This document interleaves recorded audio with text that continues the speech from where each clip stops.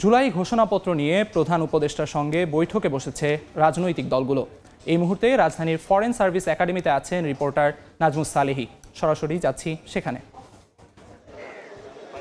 এখন পর্যন্ত বলা চলে যে প্রায় সকল রাজনৈতিক দলের নেতারা এসে আসলে উপস্থিত হয়েছেন, কেননা সংলাপটি প্রধান উপদেষ্টার সঙ্গে শুরু হওয়ার কথা রয়েছে বিকেল 4টায়। ইতিমধ্যে জামায়াতের সেক্রেটারি জেনারেল অধ্যাপক মিয়া গোলাম পরোয়ারের নেতৃত্বে 3 সদস্যের প্রতিনিধি দল, বিএনপির স্থায়ী কমিটির সদস্য সালাহউদ্দিন আহমেদের নেতৃত্বে তিনি আসলে একাই এসেছেন। তিনি এককভাবে তিনি বিএনপির নেতৃত্ব দিচ্ছেন। আমরা গণসংহতি আন্দোলনের প্রধান সমন্বয়ক জুনায়েদ সাকি সহ অন্য রাজনৈতিক দলগুলোর নেতাদেরকেও আসলে প্রবেশ করতে দেখেছি। আজকে মূলত যেটি হবে সেটি সম্পর্কে আগেই একটা ধারণা দেওয়া হয়েছিল। আজকে জুলাই গণ অভ্যুত্থানের যে ঘোষণাপত্র, সেই ঘোষণাপত্রে আসলে কি কন্টেন্ট থাকবে বা কি কি বিষয়বস্তু সেখানে থাকবে সেটি যেমন নির্ধারিত হবে, ঠিক একইভাবে জুলাই ঘোষণাপত্র কবে ঘোষণা করা হবে সেই দিনক্ষণও কিন্তু আজকে ঠিক করা হবে।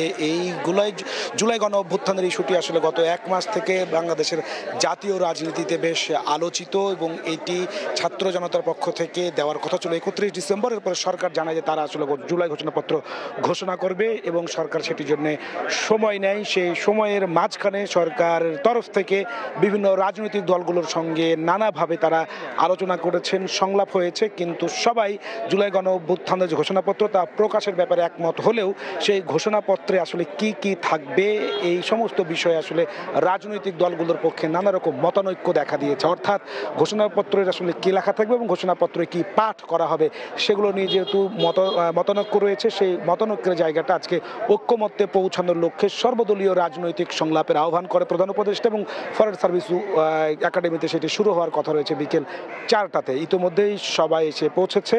আজকে মূলত এই জুলাই গণ অভ্যুত্থানের ঘোষণাপত্রে কি থাকবে কি থাকবে না, কোন দল কি চাই সেই বিষয়গুলো নিয়ে খোলামেলা আলোচনা হবে এবং সেটি আসলে রাত 8টা পর্যন্ত চলবে বলে আমরা জানতে পেরেছি। সেই আলোচনার শেষে পরে সরকারের তরফ থেকে প্রেস ব্রিফিং করে জানানো হবে কোন দল আসলে কি ধরনের প্রস্তাবনা দিয়েছে এবং জুলাই গণ অভ্যুত্থানের যে ঘোষণাপত্র সেটি কবে প্রকাশ করা হবে সেটি এই বিষয়গুলো নিয়ে আজকে সিদ্ধান্ত নেওয়া হবে। ইতিমধ্যেই জামায়াতের সেক্রেটারি জেনারেল এসেছেন আমি বলছিলাম এবং বিএনপির স্থায়ী কমিটির সদস্য তারা বলছেন যে তাদের নিজ নিজ দলের পক্ষে তারা আসলে জুলাই গণ অভ্যুত্থানকে কীভাবে দেখেন, কীভাবে ধারণ করেন, তারা কোন কোন বিষয়ে তাদের এই অভ্যুত্থানে লিখিত করতে চান তারা সেই বিষয়ে তারা মতামত তুলে ধরবেন।